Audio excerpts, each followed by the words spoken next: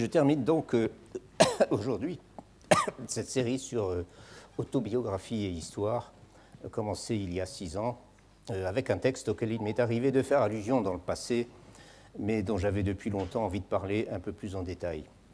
Et bien que ça n'ait pas été prévu au départ, cela me satisfait assez de consacrer mon dernier cours à l'autobiographie d'un personnage dont je me suis pour le coup beaucoup occupé, que j'en suis même venu à beaucoup admirer et que je considère un peu comme une icône de la Chine moderne, je parle ici du XXe siècle, dans ce qu'elle a produit de mieux au milieu de difficultés sans nombre.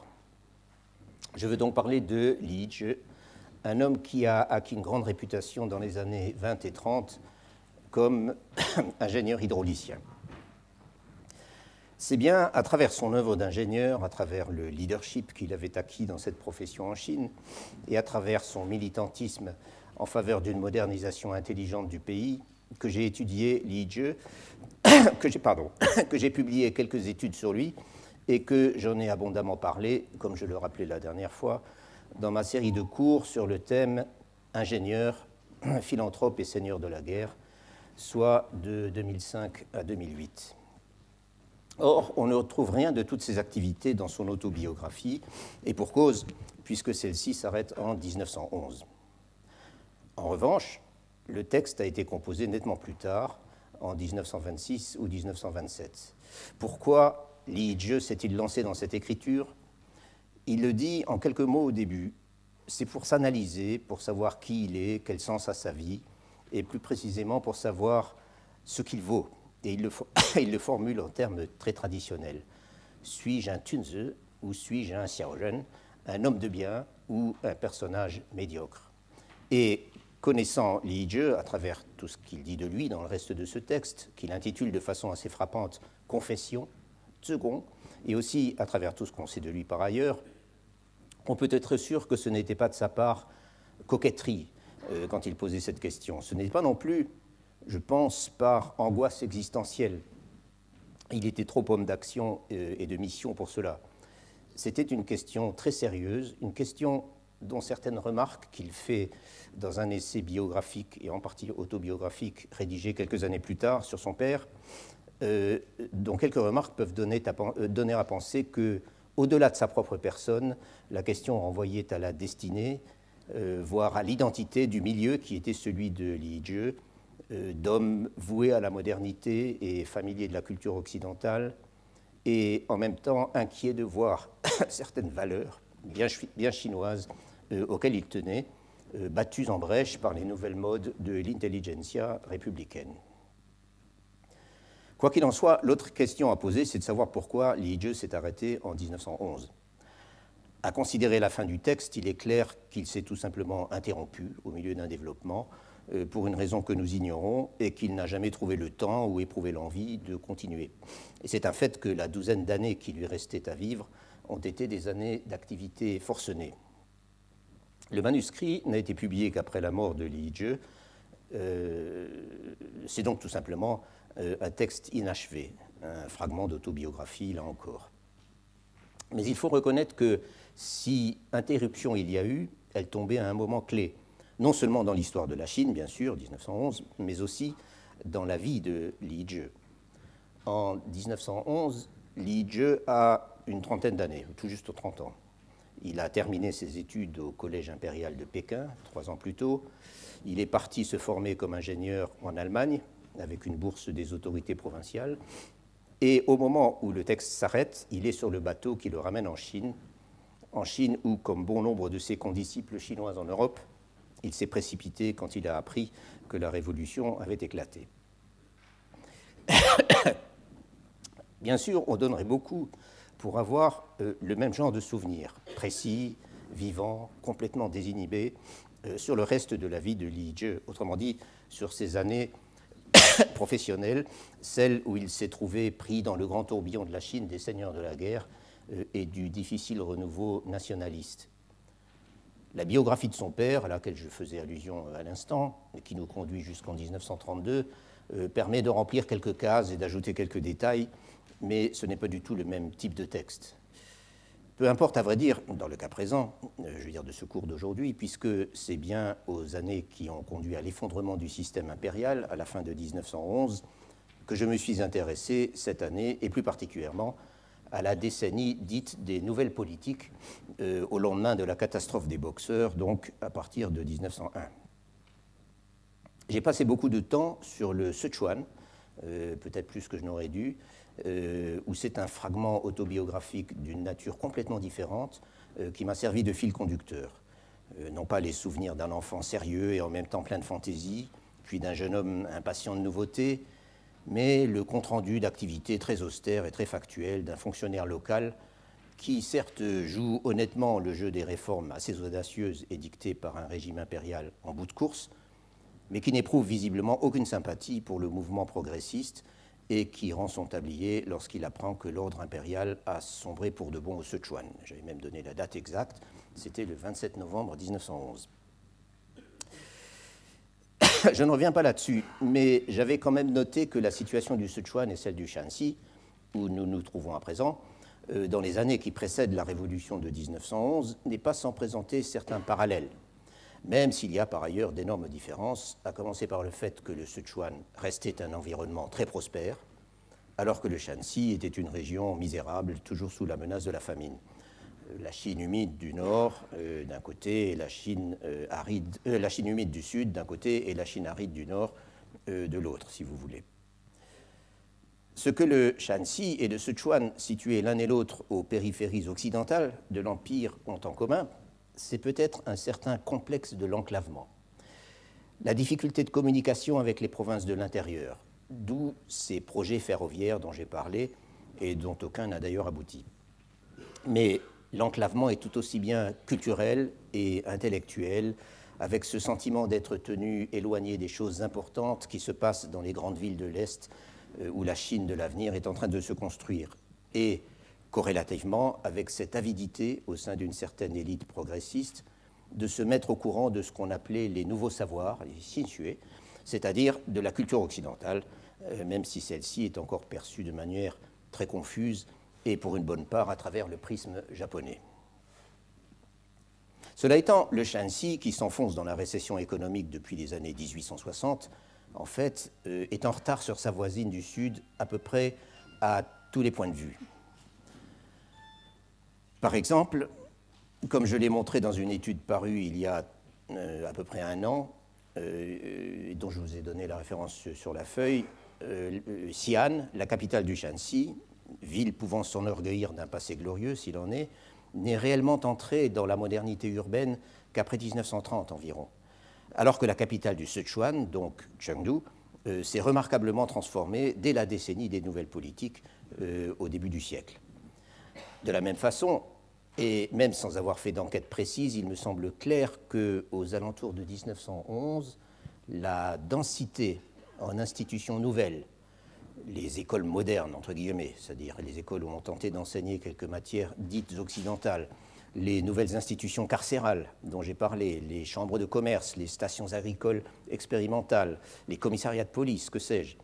La densité de tout cela était bien moindre au Shanxi, y compris dans les sous-préfectures qui formaient l'Hinterland de Xi'an, donc les plus centrales.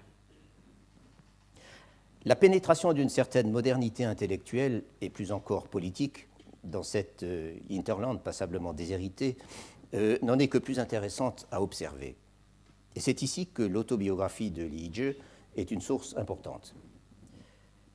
J'ai tenté dans une assez longue étude, publiée celle-là en 2009, de donner une vue synthétique des origines et du développement de cette modernité intellectuelle et politique autour de Xi'an dans les dernières années des Qing. La révolution de 1911, dans cette étude, donc, était un point d'aboutissement, ou plutôt un point de ralliement, dans la mesure où pratiquement tous les personnages auxquels je m'intéressais dans ce travail, et il y en avait beaucoup, s'étaient retrouvés au coude à coude pendant l'insurrection qui avait expulsé le pouvoir des Qing de Xi'an et du Shanxi à la fin d'octobre 1911. Et c'est pourquoi je les avais baptisés la génération 1911, même s'ils étaient d'âge très divers, Je ne m'arrêtais d'ailleurs pas là, toujours dans ce même travail, je poursuivais en retraçant les trajectoires très diverses suivies par les mêmes individus après la Révolution, jusque dans les années 1930, autrement dit pendant la période tourmentée des seigneurs de la guerre et de la reconquête nationaliste. Or, l'autobiographie de Li Jie était une de mes sources importantes, en tout cas pour la première partie de l'étude, et j'avais été alors frappé par la façon dont elle se distinguait du reste, à très peu d'exceptions près, par l'immédiateté, par la fraîcheur et en même temps par le sérieux de son témoignage. Telle est donc la raison, outre que cette première partie du texte coïncide avec la période à laquelle je m'intéresse cette année, telle est donc la raison pour laquelle j'ai souhaité revenir dessus une dernière fois et de façon un peu plus détaillée que je n'avais pu le faire jusque-là. J'ai eu le temps la semaine dernière de vous dire un mot de l'enfance très rurale de Li Jie et du milieu dans lequel il a grandi, qui était à la fois un milieu de paysans sortis seulement tout récemment de la misère et de lettrés vivant très petitement. Les lettrés, c'était son père et son oncle qui, grâce à la ténacité de leur mère, une paysanne pour le coup complètement illettrée, avaient réussi à passer l'un et l'autre le premier degré des examens mandarinaux en 1878. Ils étaient donc devenus des bacheliers, comme nous disons en français, et quand nous parlons de Xucai. Et comme tant d'autres de ce groupe, les deux frères vivaient comme maîtres d'école, tout en continuant à préparer avec plus ou moins de conviction l'examen provincial, ce qui était en principe leur vocation. Et la génération suivante est partie pour reproduire le même modèle. Li Jie, qui est donc né en 1882, et son frère aîné suivent le même cursus sous la houlette de leur oncle et de leur père, occasionnellement d'un maître engagé pour la circonstance, qui leur enseigne les classiques et qui les initie aux genres littéraires très spéciaux qu'il faut maîtriser pour passer les examens. Et en 1898, ils réussissent en effet à passer l'un et l'autre l'examen préfectoral et à devenir à leur tour des bacheliers. On est donc en pleine tradition, au moins en apparence. Ce qui est intéressant en effet, et que le témoignage de Li Jie montre de façon peut-être plus vivante qu'aucun autre, c'est qu'en cette fin de XIXe siècle, le système des examens, qui n'en a d'ailleurs plus pour très longtemps, mais cela on ne pouvait pas le prévoir, le système des examens et toute la culture sur laquelle il repose sont subtilement érodés par l'impatience de certains intellectuels locaux et par l'immense curiosité que suscitent ces fameuses connaissances nouvelles dont on sait, même dans le village perdu où habitent Li Jie et les siens, dont on sait qu'elles sont en train d'envahir le pays et de tout remettre en question. C'est en partie une question de personnalité, à vrai dire. Le père de Li Jie, Li Tongxuan, et plus encore son oncle, Li Zhongte, sont de toute évidence des esprits curieux, et à qui le savoir lettré qu'ils ont dû absorber, comme tout le monde, ne suffit pas. Ce n'est pas seulement qu'ils sont exaspérés par la prose des examens, à laquelle ils sont bien obligés de continuer de s'entraîner, tant qu'ils conservent l'ambition de se présenter à l'examen supérieur, c'est aussi qu'ils éprouvent le besoin de se tourner vers d'autres formes de stimulation intellectuelle que les études classiques, plus exactement vers des choses plus utiles. Certes, à première vue, rien de cela n'est particulièrement original. Dans ces mêmes années 1890, depuis les années 1860 en fait, un nombre croissant d'hommes de lettres, certains avec les références les plus impeccables dans le système académique traditionnel, s'ouvraient résolument aux savoirs nouveaux et aux techniques, dans le but évidemment de sauver le pays des graves dangers qui le menaçaient.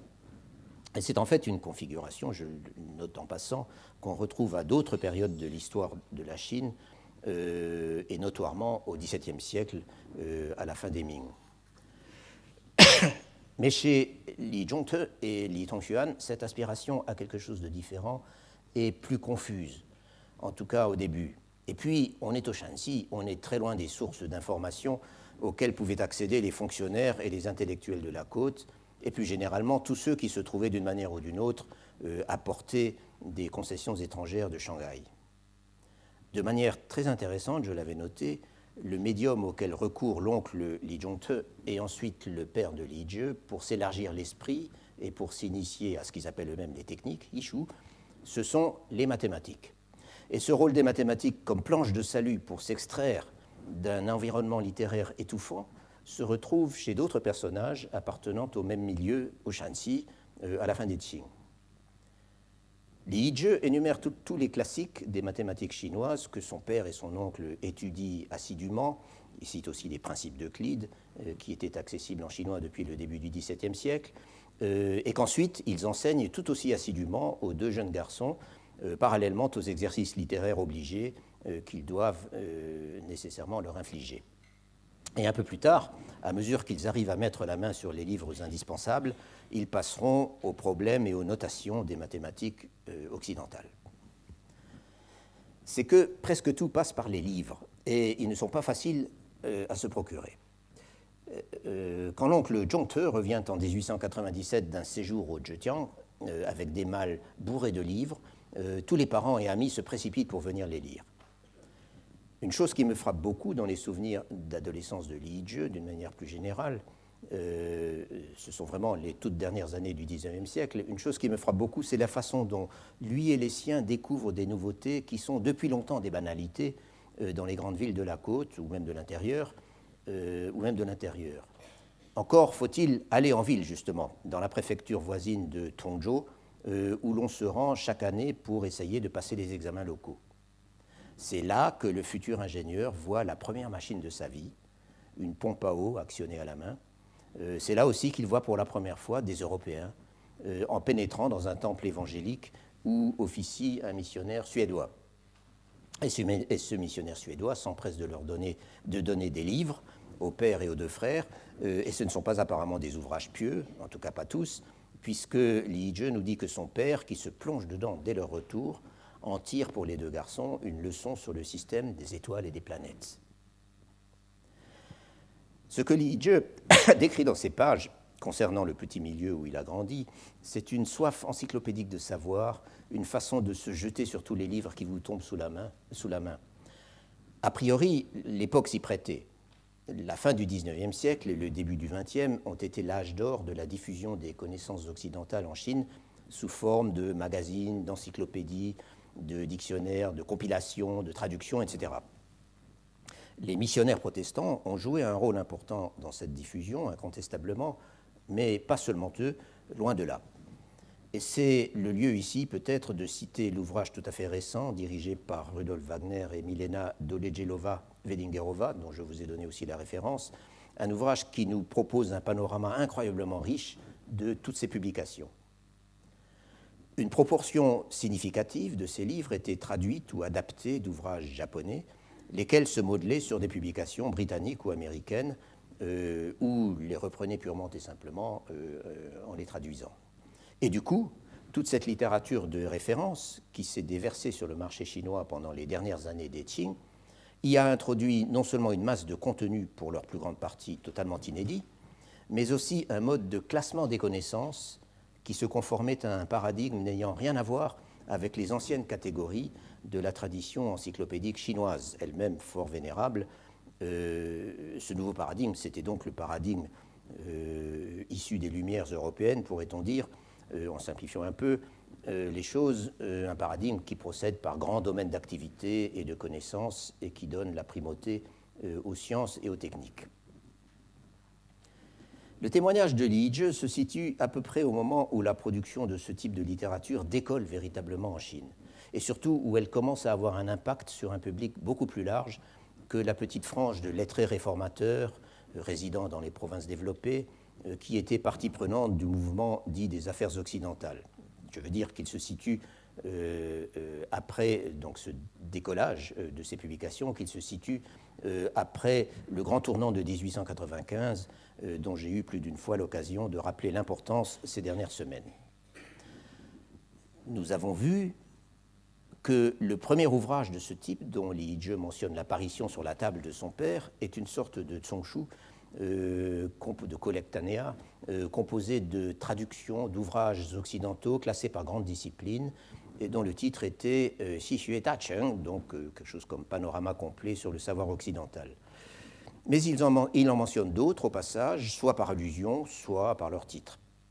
D'ailleurs, son témoignage à ce sujet peut être complété par d'autres témoignages venant de certains de ses contemporains, natifs de la même région, et je pense ici en particulier à Yu Yuzhen, le célèbre calligraphe, poète et hiérarque du Kuomintang, qui était un peu considéré comme le père de la révolution au Shanxi, et avec qui Li Yizhe s'était lié quand ils étaient jeunes, à l'époque dont je vais tout de suite parler.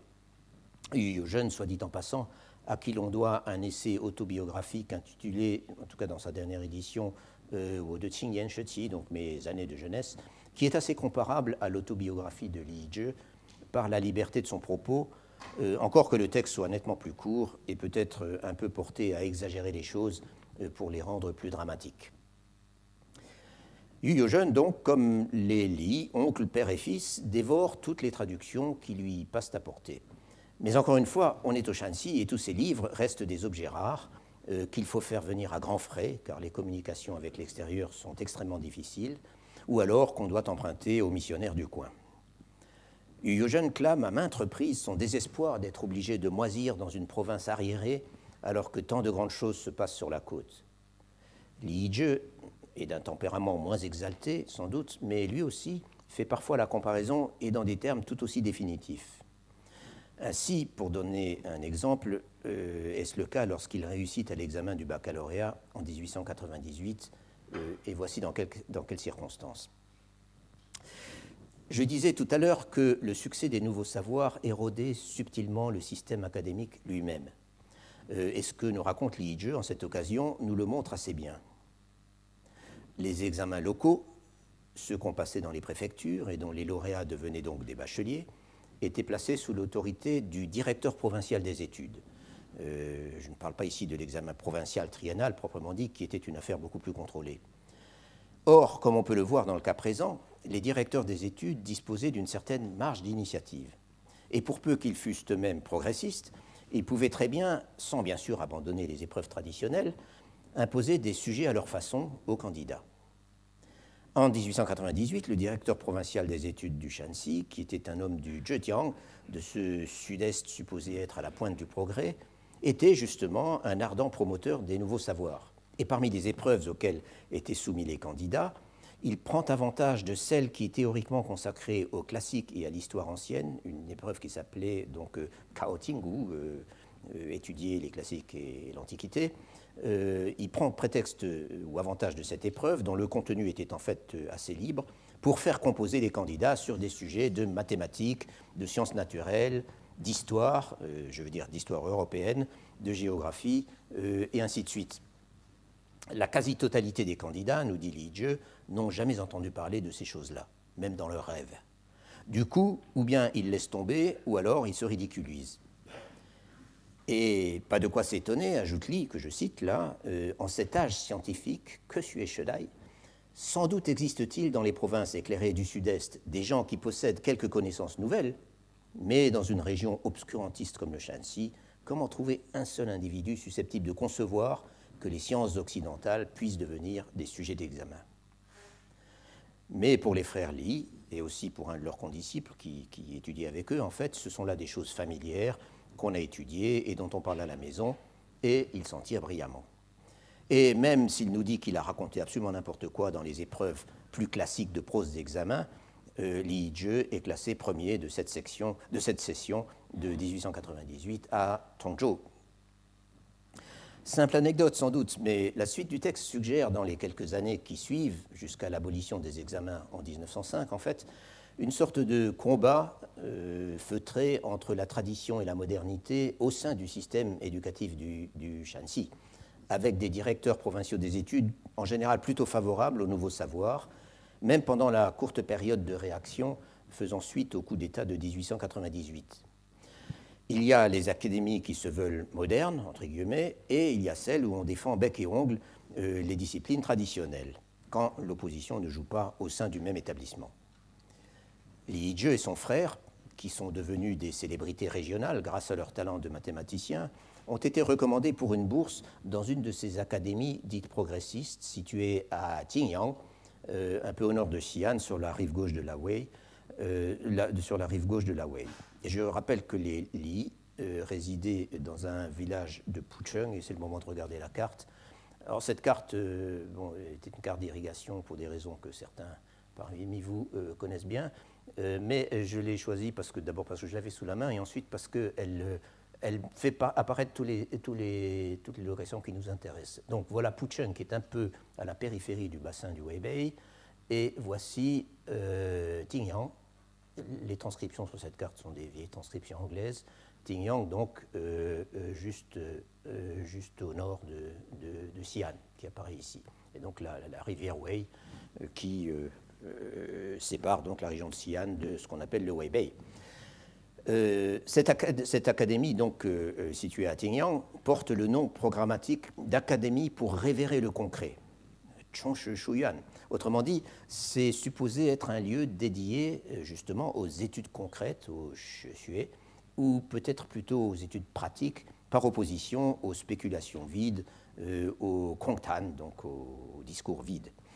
Et je précise quand même que cette notion d'études concrètes n'avait absolument rien de nouveau en Chine à la fin du XIXe siècle. Qu'en est-il exactement? Le texte de Li Yizhi est riche en anecdotes concrètes, justement, et il nous ramène d'une certaine manière au niveau des réalités. Mais la situation semble quand même avoir été plus compliquée qu'il ne le laisse entendre. Sous les Qing, je le rappelle, ces institutions que nous appelons en français, et aussi en anglais d'ailleurs, des académies, donc les Shuyan, étaient des sortes de fondations semi-publiques où les titulaires les plus prometteurs du premier degré des examens, comme Li Yizhi et son frère, étaient admis à s'entraîner à la préparation du degré suivant, donc de l'examen provincial, sous la direction de maîtres engagés pour la circonstance et supposément éminents. C'était en d'autres termes des écoles où l'on enseignait les disciplines et les contenus les plus traditionnels, certainement pas des lieux de débat intellectuel et encore moins de débat politique, comme l'avaient été les académies à la fin des Ming. Mais la situation a quelque peu changé dans les dernières années des Qing. Li Yizhi explique que l'Académie pour révérer le concret, donc l'Académie Chongshi, avait été édifiée à côté d'une autre académie dont le nom, Weiting Shuyuan, se traduit littéralement par Académie pour savourer les classiques. Et ce qu'il dit, c'est qu'on avait séparé l'ancienne et la nouvelle tendance. C'est ainsi que je comprends l'expression, il est vrai un peu ambiguë dans ce contexte, Xinqiu Menhu. Et un peu plus loin, il note que le patron de l'Académie pour savourer les classiques, donc de l'Académie Weiting, encourageait beaucoup trop les vieilles habitudes et la pratique du style des examens, les fameuses dissertations en 8 jambes. C'était donc vraiment les anciens et les modernes. Or, à en croire tout ce qu'on peut lire à son sujet, par exemple l'étude récente de Wen Yaqing que je vous ai signalée au passage, enfin sur la feuille, à en croire tout ce qu'on peut lire à son sujet, l'Académie Weiting était tout le contraire de cela. Elle avait été fondée en 1873 avec l'ambition précisément de ne pas se spécialiser dans le bachotage pour les examens, comme le faisaient les autres académies importantes de la région, mais bien de se vouer aux études concrètes et aux textes spécialisés dans ce que j'ai proposé d'appeler la gestion de la société, c'est-à-dire Tingshi, expression qu'on traduit parfois aussi par technique de gouvernement et en anglais traditionnellement par statecraft.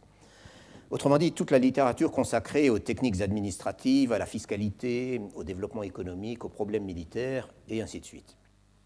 Par exemple, on trouve dans la liste des ouvrages qui étaient étudiés dans cette académie le monumental traité composé à la fin du XVe siècle par un fonctionnaire de cour nommé Qiutun, le Da Xue Yanibu, ce qui signifie très exactement supplément au développement du sens de la grande étude. Pour avoir plus de détails sur le Da Xue et le Da Xue Yani, je vous renvoie à ma collègue Madame Han Cheng. Ouvrage donc qui discute, qui n'a rien à voir pour le coup avec le Da Xue proprement dit, mais qui discute de la théorie et de la pratique du gouvernement dans absolument tous les domaines. Ainsi, autre ouvrage traditionnel, mais de technique de gouvernement, enseigné dans cette académie, ainsi que le Wenxian Tongkao, examen général de la documentation, autrement dit la célèbre encyclopédie d'histoire administrative qui remonte, elle, à l'époque mongole, mais qui a eu plusieurs suites à l'époque des Qing. C'est donc du concret, mais du concret tourné vers le passé et enraciné dans la tradition. En revanche, pendant ce qui est considéré comme son âge d'or, dans les années 1880 et jusqu'en 1898, lorsqu'elle était dirigée par un prestigieux spécialiste du Tingshi, donc des études administratives et des classiques en écriture moderne, nommé Liu Guyu ou Liu Guangfen, l'Académie Waiting a également mis au programme des ouvrages chinois sur les sciences naturelles et les mathématiques. Comme Lely, ce Liu Guyu était un mathématicien autodidacte passionné, tels que, par exemple, les œuvres de Mei Wending, le grand mathématicien du début du XVIIIe siècle, ou encore un traité de sériciculture auquel je me suis pas mal intéressé à un moment, datant également du XVIIIe siècle, le Bin Feng Guangyi. Le titre fait allusion à un passage du livre des Odes, mais c'est un traité de sériciculture et c'était l'œuvre d'un lettré local passionné d'agronomie nommé Yang Shen, qui a eu beaucoup d'influence au Shanxi au XVIIIe et au XIXe siècle. Et non seulement elle a mis ces textes au programme, mais elle les a également publiés dans une imprimerie disposant d'excellents moyens, mise sur pied en 1887 et appelée le Qiuyujai Shouchuchu. Donc, et ce Qiuyujai, ou ce qui signifie pavillon pour rechercher les amis, c'est-à-dire des gens de même sensibilité, était une sorte d'école d'élite créée au sein de l'académie. Et donc, dans cette école, on avait encore monté une imprimerie, disons, haut de gamme. Une autre sorte d'étude pratique, donc, mais toujours en puisant dans la tradition chinoise. En revanche, il semble bien que pendant la période fébrile qui sépare la catastrophe de la guerre sino-japonaise en 1895 des réformes des 100 jours en 1898, l'Académie Waiting se soit résolument tournée vers le réformisme radical, qu'on ait commencé à y étudier des textes sur les nouveaux savoirs et des traductions d'ouvrages occidentaux, que Liu Guyu ait envoyé certains de ses disciples recueillir textes et idées dans les centres les plus avancés, comme Pékin, Changsha, Shanghai, et qu'il ait soutenu avec ardeur Kang Youwei et Liang Qichao, dont l'imprimerie du Qiuyujai a d'ailleurs publié plusieurs textes. Dès 1895, Liu Guyu avait ouvert au sein de l'Académie un pavillon spécialisé qui s'appelait le Shujai, c'est-à-dire le pavillon des affaires du temps, où une quarantaine d'étudiants triés sur le volet avaient accès à des publications contemporaines. Et on peut encore ajouter qu'un des titres de gloire de l'imprimerie du Qiuyujai est d'avoir publié dès 1897 la première édition en ouvrage, sous forme d'ouvrage, d'un texte tout juste paru en revue et qui devait avoir une influence énorme en Chine dans les années suivantes, le Tianyanlun de Yan Fu. Autrement dit, la traduction très adaptée de Evolution and Ethics de Thomas Huxley. Et comme le montre Benjamin Schwartz dans son étude classique sur Yan Fu, dans le long commentaire qui accompagne sa traduction, Yan Fu prenait résolument parti pour le darwinisme social de Spencer, alors que Huxley, dans son texte, tend plutôt à s'y opposer. Et c'est en effet par l'intermédiaire de Yan Fu et du Tianyanlun que le darwinisme social a eu un tel succès en Chine au début du XXe siècle. On s'intéressait donc à tout cela dans la vallée de la Wei dans les dernières années du XIXe siècle. L'Académie Tingwei était considérée comme le centre du mouvement réformiste au Shanxi, et certains auteurs modernes, qui se laissent peut-être un peu emporter par leur patriotisme provincial, vont jusqu'à dire que Liu Guyu y propageait la pensée démocratique et scientifique de l'Occident et que pendant le mouvement des réformes, le Shanxi était considéré comme un centre important au plan national, avec Kang Youwei au sud et Liu Guyu au nord. Alors, comment expliquer ces propos désabusés de Li Yizhe ou Yu Yozhen sur le désert intellectuel dans lequel ils vivent, où l'on a tellement de mal à se procurer des livres et où on a l'impression d'être à des années-lumière des centres vitaux où la Chine joue son avenir? Je crois qu'il y a au moins deux choses à considérer. D'abord, tout ce que je viens de dire suggère un très fort compartimentage du terrain, y compris et peut-être surtout au plan intellectuel. L'Académie Waiting se trouvait à Tingyang, donc nous revenons à la carte, se trouvait à Tingyang, ici. Les Li, donc la famille de Li Yizhe, vivait dans un village de Pucheng, ici, Tingyang et Pucheng sont situés dans la même région du Weibei, Tingyang au centre et Pucheng un peu à la périphérie, à peut-être 90 km l'un de l'autre. Géographiquement, c'est donc malgré tout le même bassin. même si la circulation n'était pas facile au Shanxi à cette époque.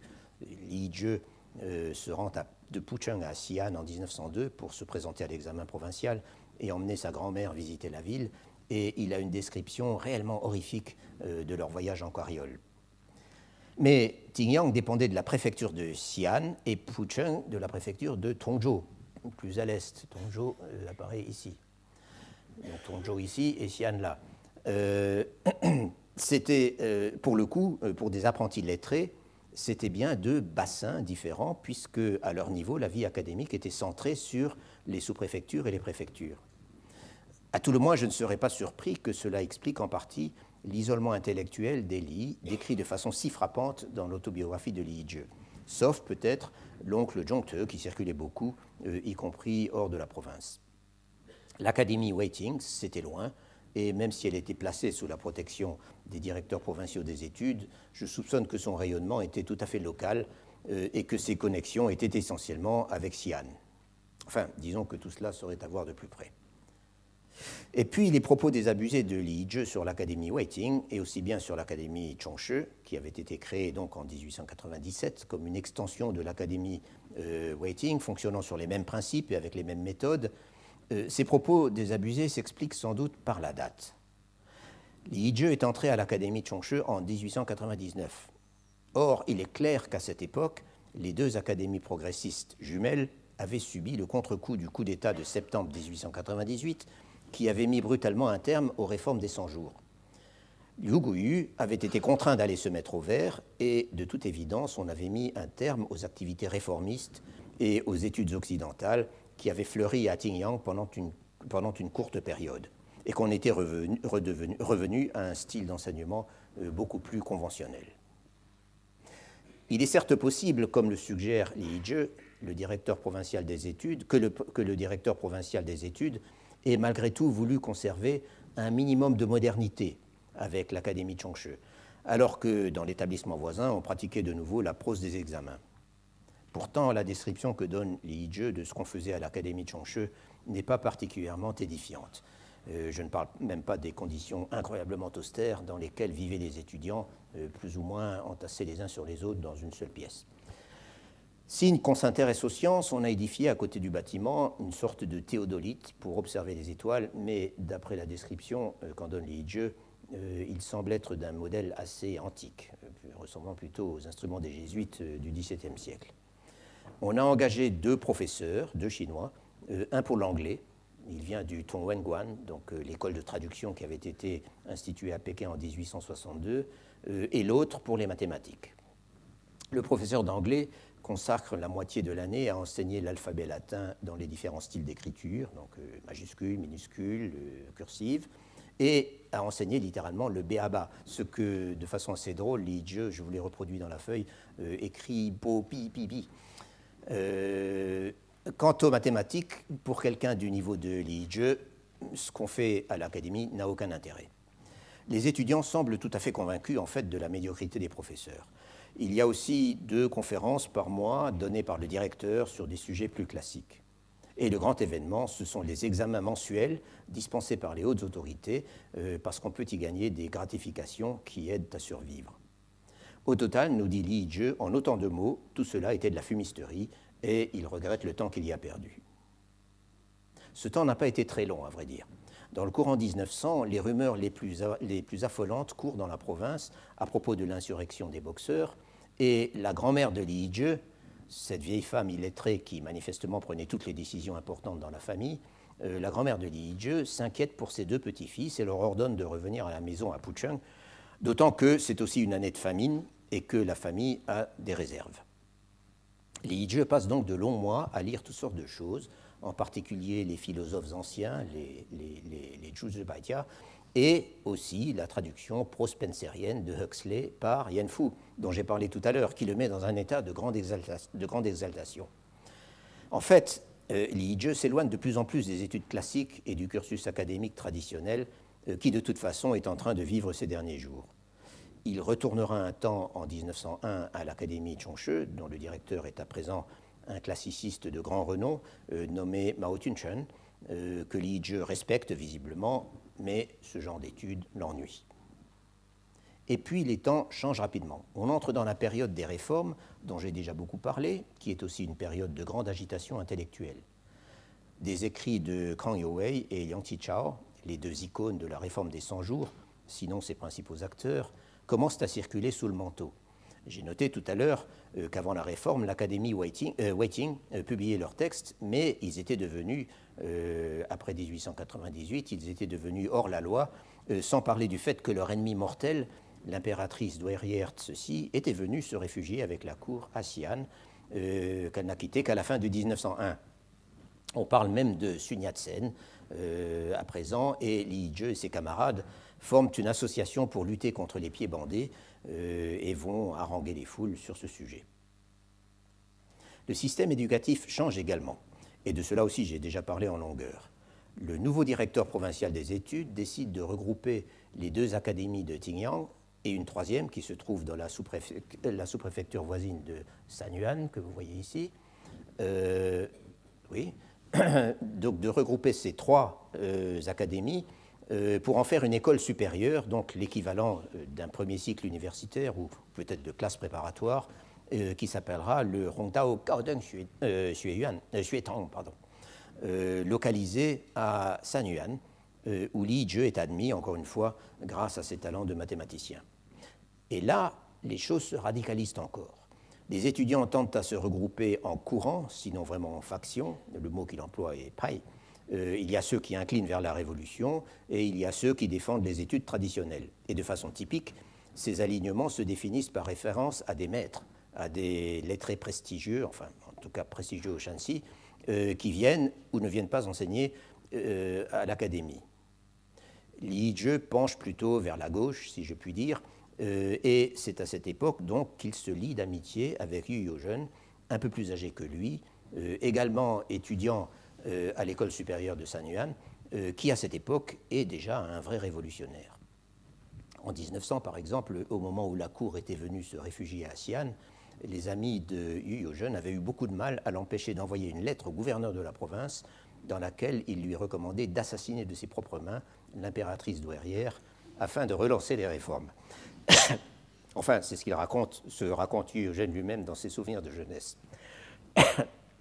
Et ce qu'il y a de typique dans le cas de Yu Yo-jeune, c'est que tout en affichant de manière, à vrai dire, assez imprudente ses convictions progressistes et anti-mandchou, il poursuit le cursus. Il passe l'examen provincial en 1903, c'était l'étape cruciale pour devenir fonctionnaire, et il va se présenter à l'examen du doctorat à Kaifeng l'année suivante. À Kaifeng parce que depuis les Boxers, les étrangers avaient interdit que l'examen du doctorat se passe à Pékin. Ils voulaient éviter les rassemblements d'étudiants remuants. Donc à Kaifeng l'année suivante. Mais là, ses idées politiques le rattrapent. Il est dénoncé pour ses écrits séditieux, mais il arrive à s'échapper et à trouver refuge à Shanghai, juste avant d'être arrêté et de risquer l'exécution, et juste avant de passer l'examen. Il n'a donc pas passé le Tinche, et c'était vraiment la dernière chance, puisque les examens ont été abolis en 1905. Les contenus de l'enseignement commencent aussi à changer sérieusement. Mais là, on est confronté à un problème qui semble avoir été universel dans l'enseignement chinois modernisé, ou tentant de se moderniser, pendant les dernières années des Qing. Ce problème, c'est celui de la compétence des enseignants supposés enseigner les matières nouvelles. Tout suggère que la plupart étaient très incompétents. Et en tout cas, en plus des deux professeurs déjà mentionnés pour l'anglais et les mathématiques, qui ne semblent pas avoir été très forts, on a des enseignements de géographie historique chinoise et de physique, et plus tard s'y ajouteront encore le japonais et de nouveau l'anglais, le dessin et l'éducation physique. Tout cela enseigné par deux japonais qu'on a engagés spécialement. Li Jie apprend un peu de japonais, mais pour l'anglais, c'est nul, nous dit-il, et sa description du drill à la japonaise, c'est-à-dire à la prussienne, sous les hurlements du professeur japonais d'éducation physique, font penser à d'autres évocations assez semblables. Je pense ici, bien sûr, au souvenir de Go Mojo, dont je vous avais dit un mot. Et puis, même si c'est une école moderne, les examens mandarinaux existent toujours, et les étudiants doivent donc en passer par l'entraînement traditionnel, les textes récités par cœur, les dissertations en 8 jambes, etc., etc. Li Yizhe est toujours classé premier ou deuxième, mais il supporte de moins en moins ce genre d'exercice.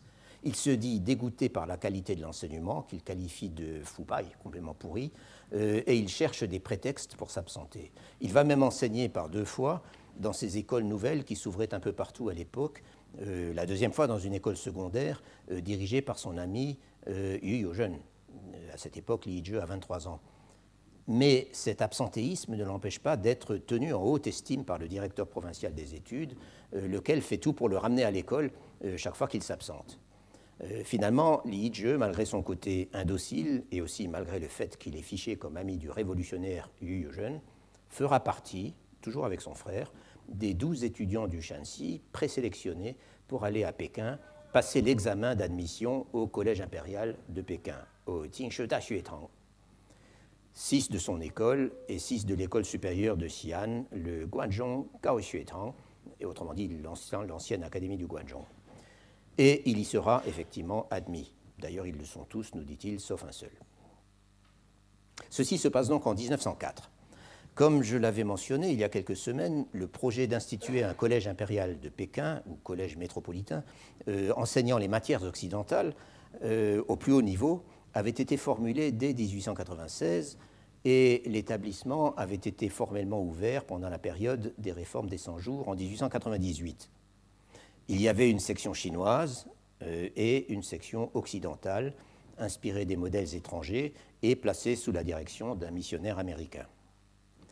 Le collège impérial, qui deviendra bien sûr l'université de Pékin en 1912, était supposé couronner une pyramide d'institutions d'enseignement moderne qui, à cette époque, en fait, n'existait pas encore. Mais il a dû presque aussitôt réduire drastiquement ses ambitions en raison, encore une fois, du coup d'État de 1898.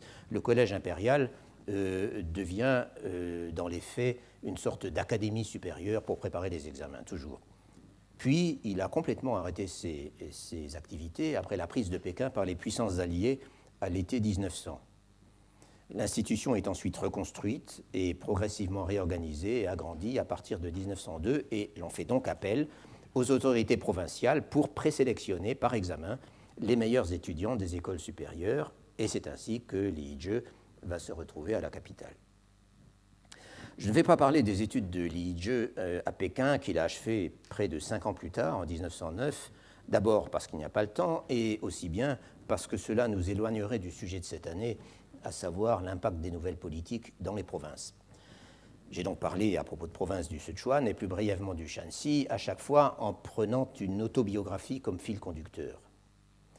C'est dommage, certes, de ne pas pouvoir ou de ne pas avoir le temps de parler de ces études à Pékin, car le long passage de l'autobiographie de Li Yizhe qui est consacré fourmille d'informations originales, non seulement sur la vie au collège impérial, sur les enseignants qui sont d'un niveau sans commune mesure avec ceux qu'il a connus au Shanxi, les distractions, la politique, etc., mais encore sur l'environnement physique de la capitale, sur l'ambiance tendue qui y régnait pendant ces années. Il dit à un moment, par exemple, que tout le monde à Pékin attendait la révolution, sur l'impact d'événements majeurs comme la guerre russo-japonaise, etc., etc. Au moment où Li Yizhe quitte le collège impérial, où on lui a décerné, comme à tous les diplômés, le titre vénérable de licencié, de Zhujen, donc à partir du moment où il a fini ses études, Li Yizhe nous dit qu'il a étudié, au moment où il quitte le palais impérial, Li Yizhe nous dit qu'il y a étudié l'allemand, la physique, la chimie, l'analyse quantitative, la géologie, la minéralogie, la pétrographie, la géométrie, l'algèbre, la géométrie analytique, le calcul infinitésimal, le dessin et un peu d'anglais. Il retourne brièvement au pays natal en 1909, où il a beaucoup à nous raconter sur le progrès des idées radicales parmi l'intelligentsia locale et sur l'implantation de la Ligue jurée de Sun Yat-sen, à laquelle son père et son oncle ont adhéré. Mais je n'insiste pas sur ces développements parce que j'en ai parlé assez en détail dans mon étude sur la génération 1911. Et tout de suite après, donc, Li Yizhe part pour l'Allemagne. Et là encore, je ne parle pas de ses années d'études, je ne vais pas parler de ses années d'études à Berlin et à Francfort, surtout à Berlin, même si elles sont du plus haut intérêt sur toutes sortes de sujets, à commencer par la vie quotidienne des étudiants chinois à l'étranger à l'époque, et en même temps, toutes ces pages sont extrêmement divertissantes. Peut-être traduirai-je un jour ce texte.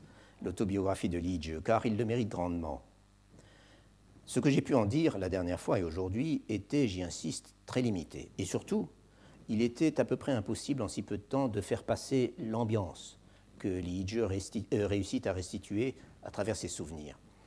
L'environnement rural où il a grandi, les détails extrêmement précis sur la vie matérielle, les impressions, les bruits et les odeurs même, les relations interpersonnelles dans cette société du Guangdong, encore totalement traditionnelle à presque tous les égards, et ainsi de suite.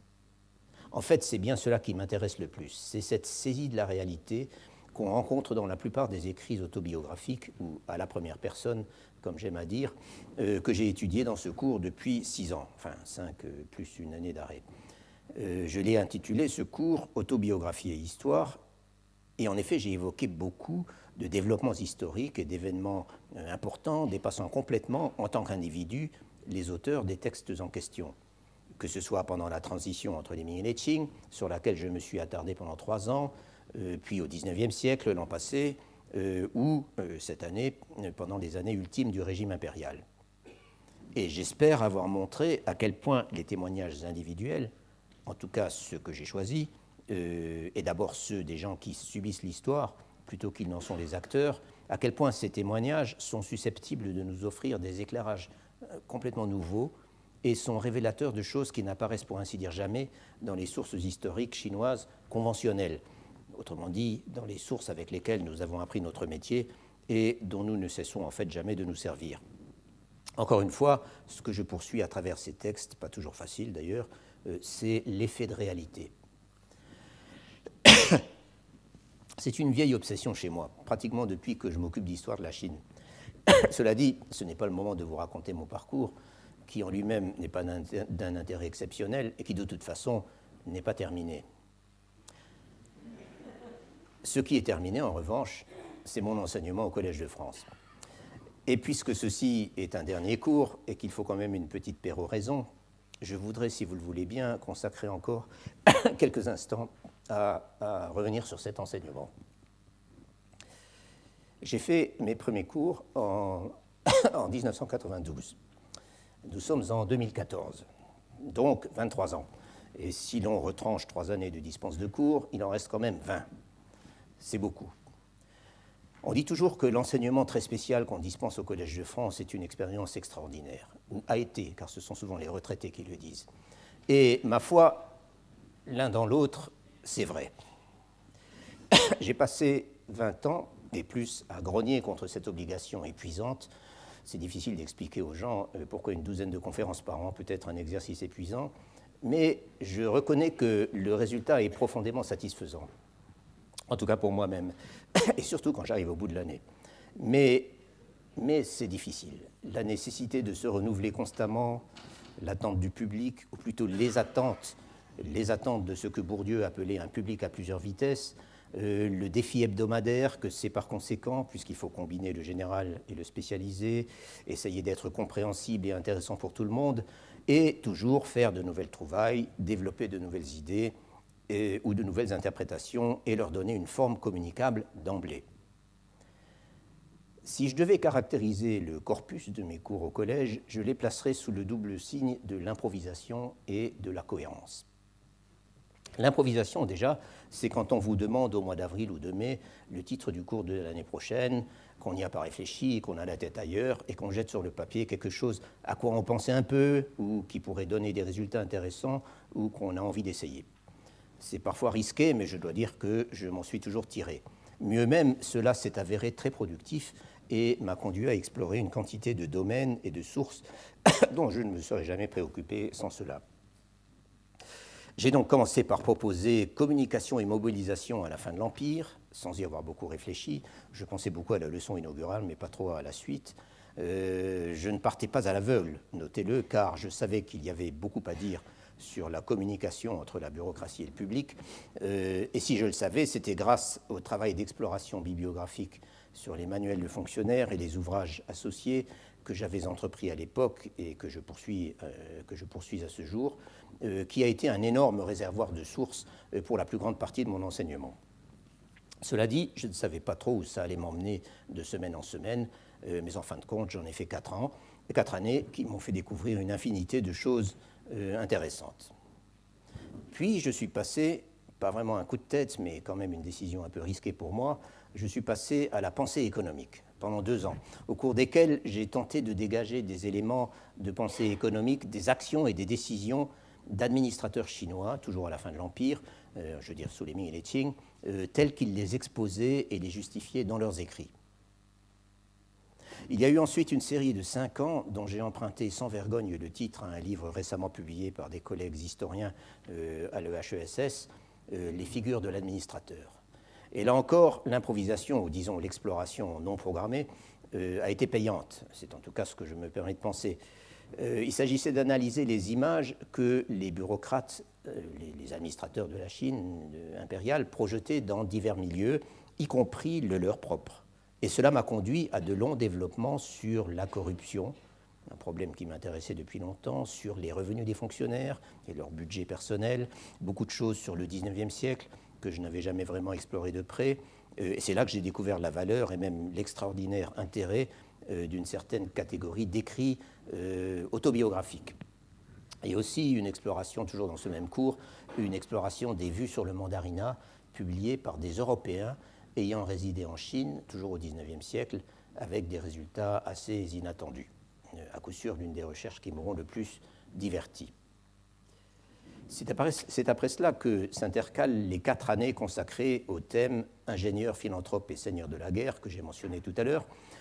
Il serait beaucoup trop long d'expliquer le cheminement par lequel j'en suis arrivé à m'intéresser à ces choses, mais sur le choix du sujet, en tout cas, je n'improvisais pas vraiment, car il y avait en amont toute une recherche sur le Shanxi, justement, y compris plusieurs visites sur le terrain en compagnie de mes collègues et amis, Christian Lamirou, Marianne Bujard, ainsi que le regretté Pierre Jantel. Mais là encore, une quantité de choses se sont révélées en cours de route, notamment sur l'univers étrange et finalement très mal connu et très mal compris des seigneurs de la guerre. J'ajoute que cette série est ma seule tentative sérieuse de recherche, ou professionnelle comme on dirait, de recherche en histoire républicaine. Mais je crois avoir mis au jour beaucoup de choses totalement inédites, et c'est certainement l'une des recherches les plus excitantes qu'il m'a été donné de poursuivre. On dit toujours que c'est excitant quand c'est fini, mais c'est vrai que c'était vraiment intéressant. Quoiqu'à la vérité, je pourrais en dire autant de la dernière série, les 5 années sur autobiographie et histoire, donc, et tout spécialement les 3 premières années sur le XVIIe siècle. C'était une vieille préoccupation. Un certain nombre de textes relevant de ce qu'on pourrait appeler la littérature grise, produite avant et pendant la conquête mandchoue, en grande partie disparue ou censurée par la suite et ressuscitée au moment de l'émergence du nationalisme chinois à la fin du XIXe siècle, un certain nombre de textes relevant de cette littérature m'étaient tombés entre les mains dans les années 70 et je les avais parcourus avec passion. J'avais ensuite lu quelques extraits de ces chroniques à la première personne, comme je les appelle parfois, enfin, un certain type de textes autobiographiques. J'avais donc lu quelques extraits dans mes séminaires des hautes études où les étudiants en redemandaient, mais j'attendais quand même une occasion pour y entrer de façon plus systématique. Et le médium de l'autobiographie, découvert entre-temps, ou plutôt une certaine catégorie d'écrits autobiographiques qui font complètement éclater les conventions du genre, ce médium s'est avéré un excellent angle d'attaque. C'est en fait là que je me suis plongé sérieusement dans un petit nombre de textes à la fois profondément originaux et très audacieux, dans leur façon totalement réaliste de décrire les personnes, les actions, les passions, etc. Ce n'est pas pour rien que ces textes, d'ailleurs, sont restés inédits jusqu'à la fin du XXe siècle. Des textes sur lesquels je ne cesse de revenir pour tout ce qu'ils révèlent sur la société de leur temps. La chute des Ming et le début des Qing, vu par les yeux d'un adolescent plutôt mal élevé dans l'autobiographie de Yao Tinglin, la société bureaucratique passablement déliquescente de la première moitié du XIXe siècle dans celle de Jiang Tixing, et 2 ou 3 autres. Je n'insiste pas, ce sont des gens que les habitués de mes cours connaissent bien, et leurs écrits sont un peu mes classiques chinois à moi. Tout ce que je viens de rappeler forme donc un parcours d'apparence plutôt sinueuse, et encore une fois avec des virages qui n'étaient pas toujours entièrement contrôlés. Mais c'est tout le plaisir de la recherche. Or, je parlais de cohérence. La cohérence, c'est d'abord qu'il y a une quantité de choses qui se répondent d'un point à un autre du cours. Et à vrai dire, de tout ce que j'ai fait, parce qu'avant le collège, il y avait quand même une bonne vingtaine d'années de travail. Des choses qui se répondent, donc des sources et des problématiques revisitées, des références ou des textes qui ressurgissent, d'où ma manie d'ailleurs de renvoyer le public, quand je fais le cours, de renvoyer le public à des choses dont j'ai parlé il y a 10 ou 15 ans, alors qu'évidemment personne n'était là, etc. Une cohérence de préoccupation, donc, même quand il m'est arrivé de dériver assez loin de mes thèmes habituels. Je pense par exemple au travail sur Chine, démocratie et droit que nous avons fait avec Mireille Delmas-Marty, en séminaire cette fois. Encore un exemple de sujet proposé par moi, en tout cas un peu à la va-vite, je dois le dire, et qui a connu de beaux développements. Bref, dans mon esprit, ces 20 ans de cours forment un tout qui en outre est soigneusement déposé sur le papier et que je revisite et perfectionne régulièrement, et que je laisserai en bon ordre à notre chère bibliothèque de l'Institut des hautes études chinoises, pour laquelle je me suis beaucoup dépensé et que je crois avoir aidé, à la suite d'illustres devanciers bien sûr, et avec l'aide de beaucoup de gens, que je crois avoir aidé à devenir le très bel outil de travail que c'est aujourd'hui, dans un monde où les très beaux outils de travail sont de plus en plus difficiles à préserver. Mais je veux aussi parler d'une cohérence, disons, d'approche ou d'attitude. Ce qui m'a toujours intéressé, ce qui a été un peu le moteur dès mes premiers travaux, peut-être sous l'influence des écrits de Balach, c'est d'aller au-delà du discours des sources, qui, dans le cas chinois, est un discours massivement conventionnel, à peu d'exceptions près. Et justement, c'est de les localiser, ces exceptions. Et comme je le disais, je les ai trouvées dans cette littérature grise et dans ces écrits à la première personne atypiques dont je parlais à l'instant. Et je les ai aussi trouvées, et cela c'est plus récent, dans les sources judiciaires où les comportements sont en quelque sorte mis à nu. Faire, si vous me passez l'expression, cracher aux sources tout ce qu'elles peuvent avoir à dire, même sans le vouloir, pour chasser l'invraisemblance et le lieu commun qui abondent dans les sources historiques chinoises, confronter les niveaux de discours, etc., etc. Mais pour arriver à cela, pour scruter les sources et pour les comprendre, il faut beaucoup d'érudition. Il faut un savoir-faire technique qui ne s'invente pas et qu'on ne cesse jamais de perfectionner. Même l'histoire sociale la plus ambitieuse, sur le plan des interprétations et des théories, n'échappe pas aux impératifs de la philologie, des disciplines de la sinologie, de l'érudition la plus pointue, pour parler d'une chose qui n'est pas partout en odeur de sainteté au collège en ce moment. Voilà ce qu'on ne répétera jamais assez et qu'il est de notre devoir de mettre en évidence dans nos productions. Y suis-je arrivé ou y ai-je contribué efficacement? Ce n'est pas à moi d'en décider. Mais ce que je voudrais dire de nouveau, c'est que je ne pouvais pas trouver de meilleur cadre pour m'y essayer. Après quoi, il ne me reste plus qu'à vous remercier d'être venus aussi nombreux, et plus spécialement à remercier mes auditeurs habituels, dont l'assiduité, souvent année après année, aura été l'une de mes plus grandes satisfactions dans cet enseignement. Je vous remercie.